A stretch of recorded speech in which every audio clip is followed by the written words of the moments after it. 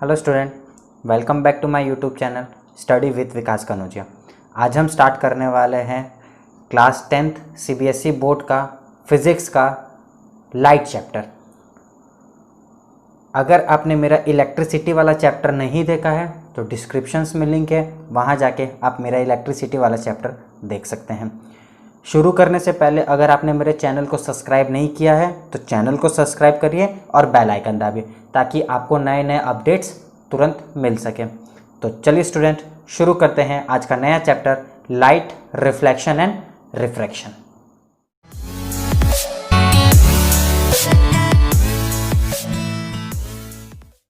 तो स्टूडेंट, जानते हैं कि लाइट क्या होता है। नॉर्मली सबको पता है that light is a form of energy. Light एक एनर्जी की फॉर्म है जो कि स्मॉल पैकेट्स ऑफ फोटॉन्स में रहता है। लाइट एक स्मॉल पैकेट्स ऑफ एनर्जी है जो कि फोटॉन्स में, जो उसकी पैकेट्स ऑफ एनर्जी होती है वो फोटॉन्स में होती है। ये नॉर्मली सबको पता है, 10th बेस है, लाइट्स बचपन से पढ़ते आ रहे हैं तो पता होगा दैट लाइट क्या होता है। तो स्टूडेंट, अब हम लोग पढ़ते हैं reflections of light. Reflections of light क्या होता है? दो टाइप के रिफ्लेक्शंस ऑफ लाइट होता है। पहला होता है angle of incidence is equal to angle of reflection, जिसमें angle I is equal to angle R होता है।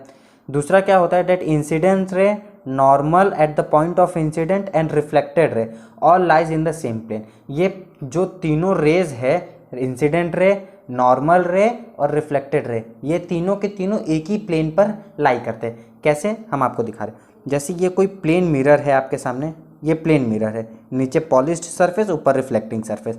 जब प्लेन मिरर पर कोई इंसिडेंस रे पड़ती है, ये इंसिडेंस रे है, मतलब आने वाली रे है, इसका नाम हम लोग इंसिडेंस रे रख देते हैं।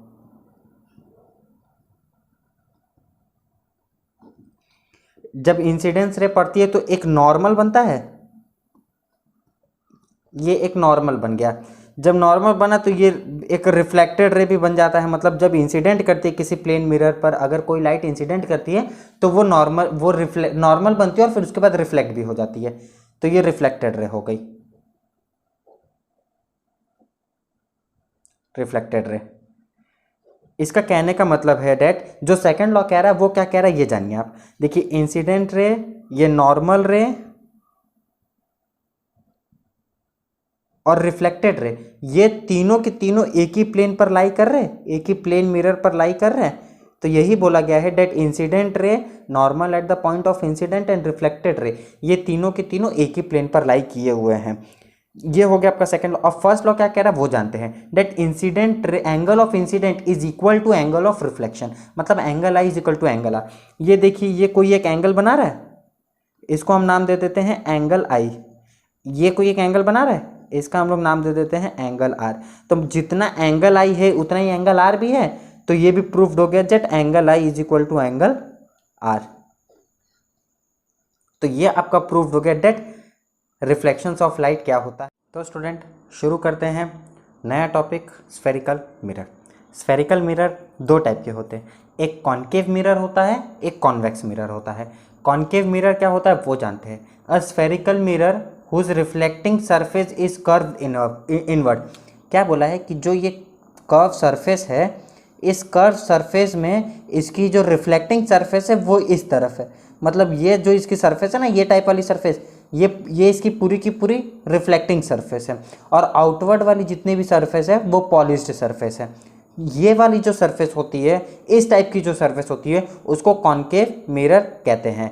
The spherical mirror whose reflecting surface is curve inward that is face toward the centre of sphere, जो कि फेस किया है सेंटर ऑफ स्फेयर में, इसी को हम लोग कहते हैं कॉनकेव मिरर। और कॉन्वेक्स मिरर क्या होता है कि जिसकी जो रिफ्लेक्टिंग सरफेस होती है वो आउटवर्ड की तरफ होती है। मतलब देखिए, ये आउटवर्ड जितनी भी ये है ना, ये आउटवर्ड वाली चीज़ है, इसके बाहर ये पूरी की पूरी रिफ्लेक्टिंग सरफेस है, और ये अंदर वाली जो है वो है पॉलिश्ड सरफेस। मतलब ये विदाउट रिफ्लेक्टिंग वाली सरफेस है, ये रिफ्लेक्टिंग वाली सरफेस होती है, उसको हम लोग बोलते हैं कॉन्वेक्स मिरर। और जिसमें अंदर वाली रिफ्लेक्टिंग सरफेस होती है और बाहर वाली अनरिफ्लेक्टिंग सरफेस होती है, उसको हम लोग कहते हैं कॉनकेव मिरर। तो स्टूडेंट, मैं उम्मीद करता हूँ आपको ये टॉपिक समझ में आई होगी। अगर समझ में आई है तो हमें कमेंट करके ज़रूर बताइए डेट कौन सी टॉपिक आपकी, कौन सी पार्ट इसमें सबसे अच्छी लगी है। और जो चीज़ ना समझ में आए उसके लिए भी आप कमेंट करिए कि आपको कौन सी टॉपिक नहीं समझ में आई है, हम उसके लिए अलग से एक वीडियो बनाएंगे। मैं उम्मीद करता हूँ कि आपने मेरे चैनल को सब्सक्राइब कर दिया होगा। अगर नहीं किया है तो प्लीज़ कर लीजिए सब्सक्राइब और बेल आइकन ज़रूर दाबिए। तो चलिए दोस्तों, मैं आपसे लेता हूँ यहाँ पर ही अलविदा स्टूडेंट। तो मिलते हैं एक ऐसी नई और वीडियो के साथ पार्ट 2 में, लाइट के पार्ट 2 में मिलेंगे। तब तक के लिए पढ़ते रहिए।